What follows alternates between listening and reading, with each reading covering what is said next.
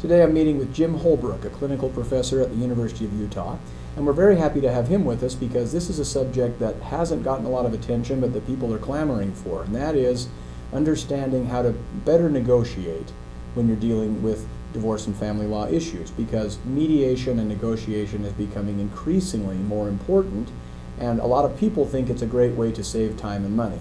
Now, it is, but only if you know how to do this effectively, like anything else. So Right. go ahead and tell us where you'd like to begin and kind of perhaps a little bit how you got into this, and then what it is you want people to know about. And remember, you can study this for years, but you're going to give us an overview of some things that may open people's eyes to how they misperceive negotiations and then how to get on the right track. I've been a mediator for more than 25 years, and I've watched hundreds of pairs of lawyers negotiate legal disputes. And I've realized that there are 4 different negotiation strategies that lawyers use in negotiating legal disputes. On this illustration, the 4 strategies are displayed as quadrants or 4 boxes, and they're generated by 2 different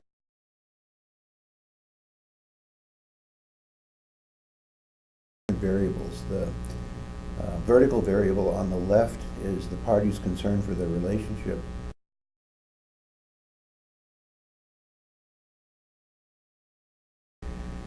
High at the top, low at the bottom.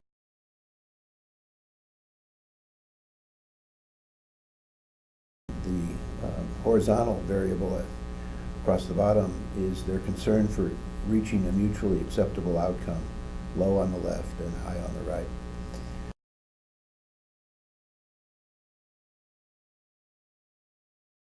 Most high conflict legal disputes start in that lower left-hand quadrant in a performative negotiation. And the task in a performative negotiation is to improve the way parties communicate.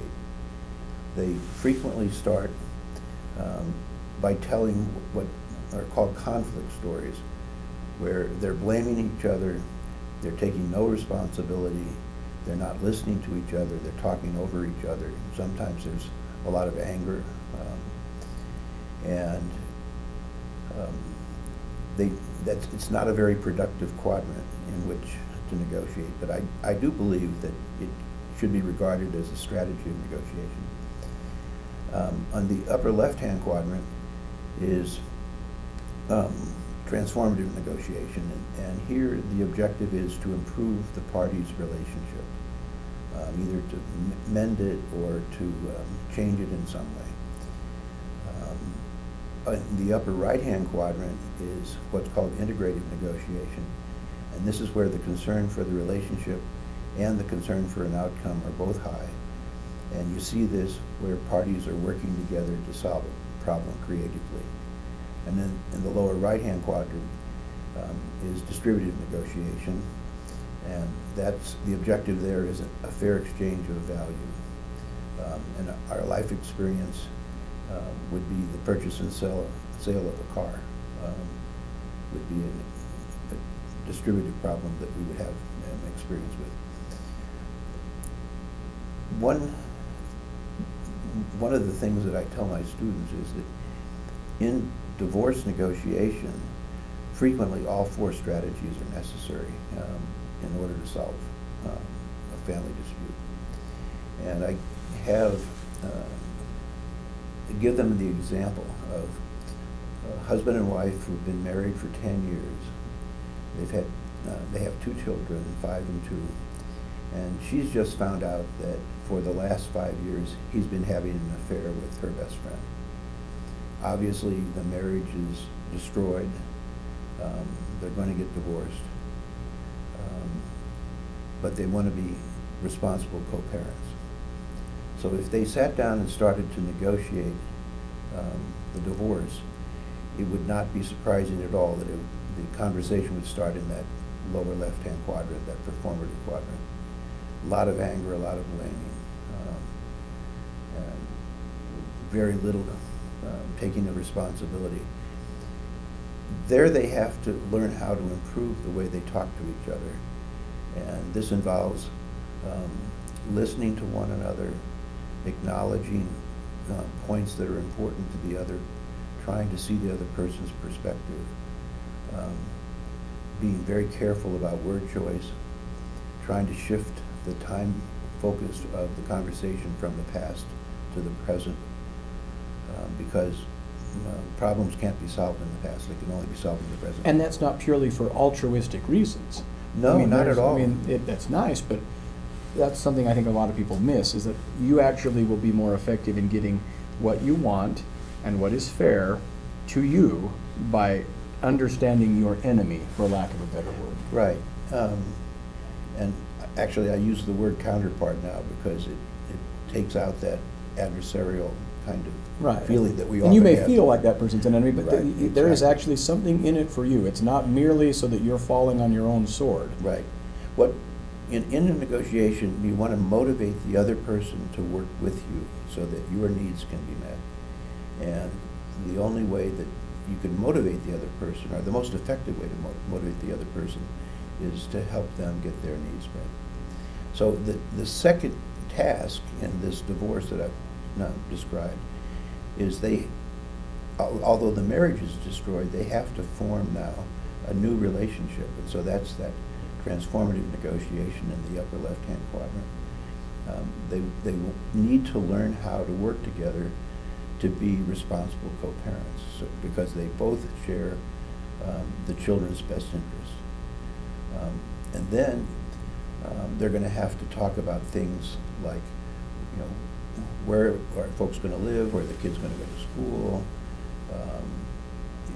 visitation, all those things. And that will be an integrative, creative problem-solving negotiation in the upper right-hand quadrant. And then if she's been a stay-at-home mom, they're going to have to talk about alimony And child before support. we get to the distributive box, I mean, it's, again, integrative. Some might say, look, I have no desire to do you any favors. I don't really need to get along with you. Let's just set something down, a calendar, every other day and that sort of thing, and we'll just kind of follow this written policy. Why should I try to get along? Well, those kinds of written policies just don't make sense in the real world. Sometimes somebody's sick, or somebody has gone out of town on the day of vacation, and so you probably teach this. In fact, is that a lot of people don't understand it in the real world. We'll negotiate a contract for the sale of widgets, and we'll have everything laid out, and it's very clear, and it's very well done. It's even very understandable. But we'll still change things. It's not that it was a badly written contract, it's that life happens. So it's still good to have a contract because that's our aspiration. We like to know at least what the intent of both sides is. But we're going to end up, if we actually want to stick to that intent, we're going to modify that contract many times, and often for our mutual benefit, not just because you're a crook and I'm a doormat. Right. I think in divorce, the only time you'd see parties reach an agreement and then never talk to each other again would be if they don't have children, they have moved to separate cities, they've remarried. They have no entanglements like alimony, so it's just like, Yeah. I never need to have any communication Right. with you. But I think in many, many divorces where there are children involved, this kind of complete negotiation. And so when they do talk about alimony and child support, there should be an element of fairness here, because both parties are concerned about the best interests of the children, which require having enough resources to be able to take care of the children. So you moved on to distributive then. So and that's just simply because, again, we live in the real world and there are legal ramifications. Let's talk a little bit about that. Well, there are legal requirements. So if the parties can't agree, a judge will impose requirements for fair alimony and fair child support. And what the judge's concept of fair could be radically different from Right. theirs, and the judge may have fewer options available to him or her than the parties themselves. That's exactly right. And Could you explain a little bit about how that is? I mean, how is it that the parties have more control over that than the judge? well, the judge is constrained by legal remedies, and there are expectations about what is the correct amount of alimony and child support in the event that the parties can't agree.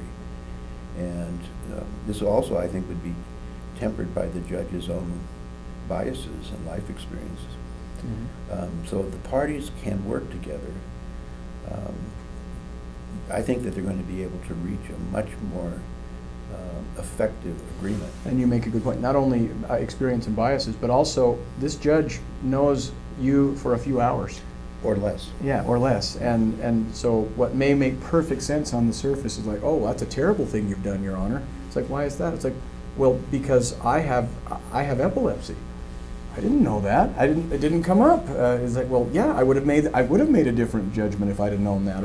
Or we live far apart, or we're going to be moving soon, or something like that's going to happen. And if it doesn't come up, it's just because the parties themselves never bothered to mention it, or something like that. Well, and then life happens while people are making plans. The husband could become ill and or in an accident and lose all of or a substantial part of his income, or the ex-wife may decide that she wants to go back to school and earn a degree and then begin to work. So if they fight about alimony and child support all the time, then they're going to have to go back to court, and they're not going to have an opportunity to be able to work together and to accommodate each other's changing needs and interests. So it's nice to know that there are these four types, kind of like we have the various stages of grief, and we need to kind of know how people will function and how they're going to think in the setting of negotiation. What are some other things that you want us to know about that have just come to be known only recently, really? A study of negotiation hasn't gone on that long, historically, right? What are some things we've learned about that process, about some of the steps people take and some of the ways people will, and I think it's kind of a cliche, but kind of they will do this dance? Well, the Harvard Negotiation Project, which I think is the world's great think tank about negotiation, has created a theory that every negotiation on the planet of any kind whatsoever has 7 elements. And you can liken these to like 7 bones in the body, so that if you took an X-ray of any negotiation, you'd see these 7 bones. The first one is relationship. Two parties, whether or not they've had a past relationship, whether they're going to have a future relationship, at least have a relationship during the time that they're negotiating. The second is they have to talk to one another. So the second element is communication. And the quality of their communication becomes extremely important in the effectiveness of their negotiation. And then the reason that they're negotiating is they each have interests, and these are their important concerns, what they want or what they want to avoid. In many negotiations, I think particularly in family disputes, it's really important for the parties to be able to explain their interests to each other. And then the fourth element are options. These are the ways in which the parties can work together to solve the problem. And the fifth is called legitimacy, and these are objective standards that can be used to measure the fairness of the options that they're considering. And then the sixth element are alternatives. These are what the parties can do if they don't reach an agreement. So in divorce, if they're unable to reach an agreement, their alternative would be to go to court. Go to court. And then the seventh element is commitment. And this is how you turn an agreement, an oral agreement, into a binding contract. Right. How committed are you to this plan, this agreement succeeding? Right. And you can do that through a written contract, but in divorce, especially when children are involved, you want the parties to be committed to perform over a long period of time. So that kind of commitment becomes really important. Let me just go a little bit off the reservation then for this, because what about people, commitment's a good question. What about someone who knows how to make an agreement look good on paper, but has no intention of complying with it, so that somebody says, well, I had a wonderful agreement, but I win the battle and lose the war by going back to court and enforcing it over and over again. And for those of you that aren't familiar with the legal process, you've heard about, well, I can ask for my attorney's fees if I prevail. Yes, you can ask. I can count on one hand the number of times that I prevailed and got attorney's fees. It just doesn't happen very often, and so you end up winning a Pyrrhic victory. I've seen this happen a lot in the divorce, where the one spouse, and it's typically the husband, has a narcissistic personality and will appear to be very pleasant, appear to reach agreement, appear to make promises, but with no intention of ever following through. And I've seen friends of mine who have gone through divorces with narcissistic spouses, and these divorces have gone on for years and years with much contention and a lot of expense. Yeah. So in other words, while it's important to know how negotiation works, and forewarned is forearmed, you still, if you're dealing with people that aren't dealing with you in good faith, there's nothing you can do. No. Whether that be negotiation or going to trial for that matter. Right. At some point, maybe you might get the court upset enough to put someone in jail or something like that. All right. Now, I remember you telling me before we started about certain stories that we tell. Is that another crucial, that's, I guess, certain paradigms or something like that come up? What happens, I think, in that performative quadrant, that lower left-hand quadrant, is that people tell conflict stories. And, Okay. And I've taught mediation and negotiation in India, for example, and these conflict stories arise in every negotiation where there's a lot of conflict. And the illustration identifies the characteristics of a conflict story and why they're so difficult. People are blaming each other, they're focused on the past, they're not taking responsibility, they're not listening to each other. So, all right. And we've seen that, we put that up as well. And when people are negotiating in a divorce setting, especially given the culture of where we are, which is here in Utah itself. And when I say culturally, I don't mean necessarily a bunch of Mormons running around, which is what a lot of people think about culturally. I'm talking about just the culture of Utah.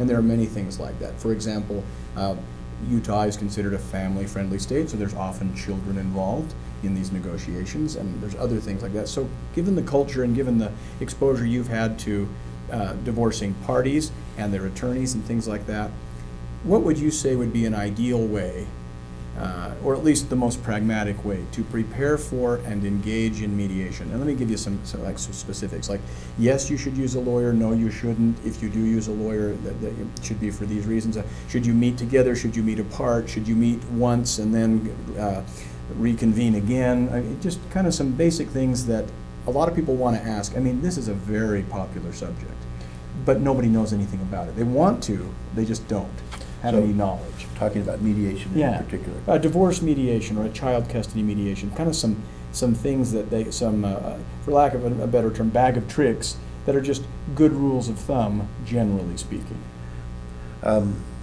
If the parties are motivated to work together, for example, because they both, are committed to be effective co-parents, they may not need to have attorneys involved. But I do think that they need to prepare ahead of time. And an effective divorce mediator can work with the parties, usually in multiple sessions. That sounds costly. if they don't have attorneys involved in the mediation, they at least save that expense. True. And they typically share the expense of the mediator. Why several sessions? Can't we just get this done in 3 hours?